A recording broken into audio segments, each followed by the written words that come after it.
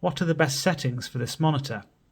By best settings, I mean the settings which I used in the review.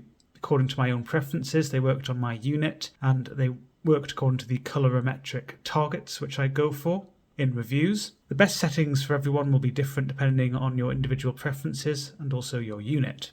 So these are just a suggestion. So the first thing to be aware of is the mode, so they're the presets of the monitor. I'd recommend standard or standard as they've called it here, but it should say standard. The other preset, so let's say I select movie, that's really bright and it has a cooler tint. If I then go on to display, you'll see that brightness and contrast are grayed out. There is a DCR, dynamic contrast ratio feature, which you can turn on or off, or looks like you can, but if you change this either on or off, then it just goes back to the standard preset. It's the same for the others, FPS, RTS, they just make different adjustments. iSaver's a little bit different, so that again blocks out the brightness and contrast, but it's different in that the adjustments it makes are actually somewhat unique. Gives you a warmer look to the image. It is an effective low blue light LBL setting. You might like to use this for more relaxing viewing in the evening, for example, but the fact it knocks off the brightness control is a bit awkward, to be honest. That isn't really something that you should be blocking off when it comes to a setting that can help optimize viewing comfort, because everyone has their own different preferences in that respect. So again, for general use, I recommend standard. That gives you full flexibility. You can then go to display and you can change the brightness. I had mine set to 78. That gets me around 160 nits, which is a target I go for consistency in my reviews, suits my lighting environment, etc. Contrast 50, that's the default. A few other settings I changed were in game mode, OD, overdrive, set that to normal. Well, that's what I'd recommend, at least for high refresh rates.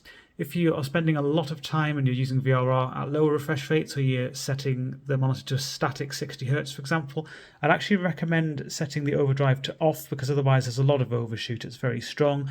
Otherwise, though, yeah, normal, I'd say, works pretty well. FreeSync Premium, if you want to use adaptive sync, then you have to have this set to on. So that means you could use AMD FreeSync, or you could use NVIDIA's G-Sync compatible mode, for example. It does say when you enable FreeSync technology, flickers may be recognized in some gaming conditions. I didn't notice any flickering on this model with my RTX 3090. I think that's just a general thing that all KOORUI monitors probably say, and some of them probably do flicker. Certainly some of their VA models I'd expect to flicker during VRR in certain situations. So it's probably just a general message. It's not something to worry about. The other thing I changed in the monitor OSD was in color temp. Set this to user. And then you've got the red, green and blue color channels. Red I set to 50, which is the default in the user setting. Green is 48 and blue is also 48. So that's just what worked on my unit. Again, it's not going to be perfect for all units. This got close to 6500K, my usual white point target, with a good neutral green channel. You may want to use the sRGB setting, which is an sRGB emulation mode. You might also see there's DCI-P3. I'll come on to that shortly. That isn't a DCI-P3 emulation mode because this monitor's color gamut is nowhere near DCI-P3. But sRGB does clamp the gamut. So there's really very little, if any, overcoverage of sRGB, but there was some undercoverage. Natively, the gamut isn't massive on this monitor, but it does extend a bit beyond sRGB in some regions. So this just tones that down. It just tames the gamut a little bit. You might want to use that.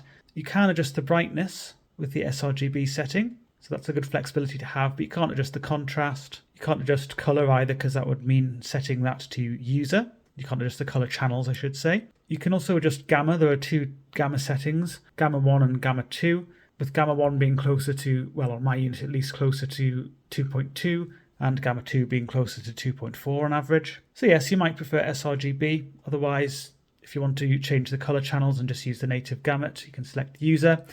I did say I was going to mention the DCI-P3 setting. I might as well mention it here. It's not what I consider a best setting, but it is something which some people might like to use because it does give a bit of a more saturated look to the image. It's interesting actually, because unlike some saturation boosts which are really quite heavy-handed and strong, it doesn't crush the shade variety. It's more selective than that, but it also doesn't expand the gamut, so it's anywhere near DCI-P3. So you don't get those kind of saturation levels that you'd actually get from DCI-P3.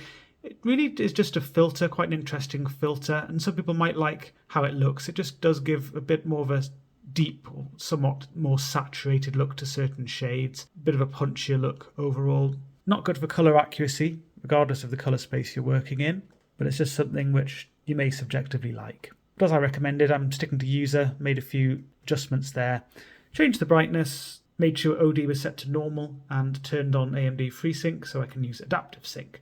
So that's under SDR. Under HDR, there's not really much you can change, but I'll show you that anyway.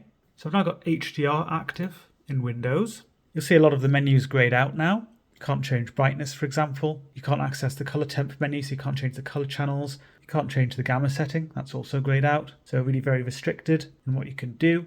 OD is grayed out, but it will set that to whatever you were using under SDR. Whatever you'd set it under SDR will be used under HDR as well, even though the controller's grayed off for some reason. If you go to other, you'll see that gamma is grayed out as well. The other thing you might have noticed, in game mode, there's also an HDR setting. This is just something you can set to auto or off. If you have it set to off, it means it'll ignore the fact the monitor's being fed an HDR signal and won't actually activate its HDR mode.